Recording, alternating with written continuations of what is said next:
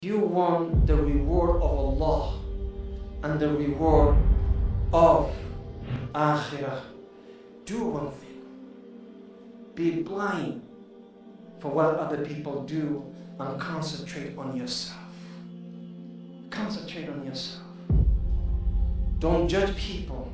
Sisters, you may sit next to a sister who's not dressed the way you want her to dress.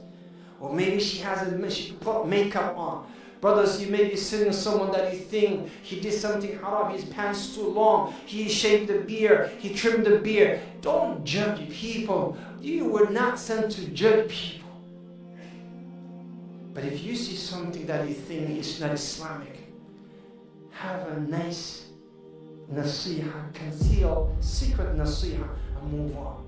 I want to conclude with a beautiful story that Al-Alusi rahimahullah in Dimashq wrote.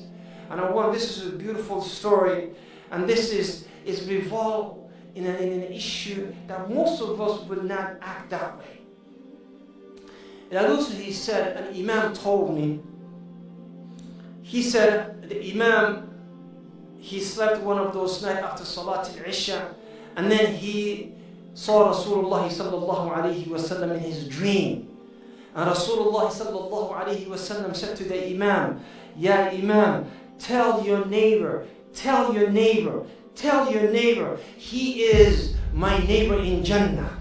So the Imam, he said, I said to myself, he did not, not talking about me. I'm the Imam, I'm the Hafid, I'm the Alim, I'm the Mufti. But he's talking about some simple man that I know. He who only just goes out and sell basic things on the street. And he's not an Imam, he's not an Alim, he's not a Mufti. What would he deserve to be with Rasulullah in Jannah?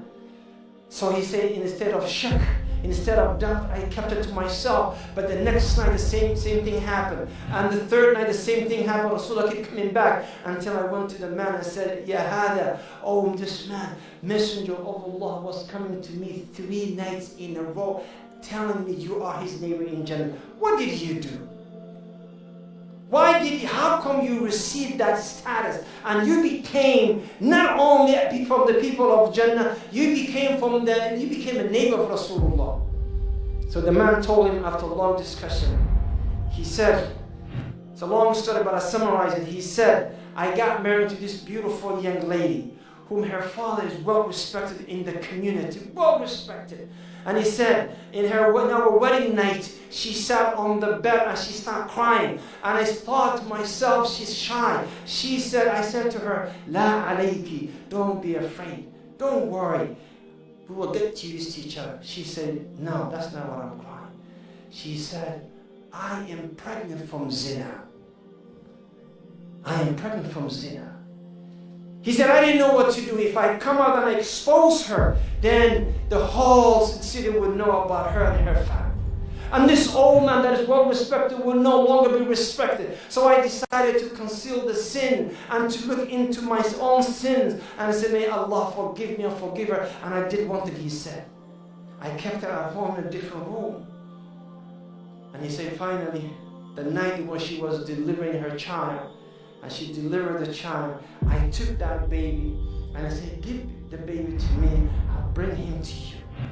She delivered a beautiful little boy, and I took the baby to Salat al-Fajr, to the masjid I used to go, and I purposely went to the masjid late, and I put the baby right inside the masjid, and I proceeded to the jama'ah, making sure that I can see the child also. And when the Imam said, Assalamu alaikum, and the people were about to leave, they saw this baby, and the people were like, Astaghfirullah, somebody left the baby here, Subhanallah, Subhanallah. He said, then I jumped, I said, oh my God, my wife always wanted to raise a yatim. My wife always wanted to raise someone who has no parents. Give the baby to me, we will raise him. So I took the baby, I gave it to my wife. And I said to her, I will never tell your story to anyone. But I'm only telling you because I want the reward of being next to Rasulullah in Jannah sallallahu alayhi wa sallam. So ya ikhwati fillah, if you conceal someone's fault and you look into yourself, then Allah may reward you like that. أقول ما تسمعون. السلام عليكم ورحمة الله.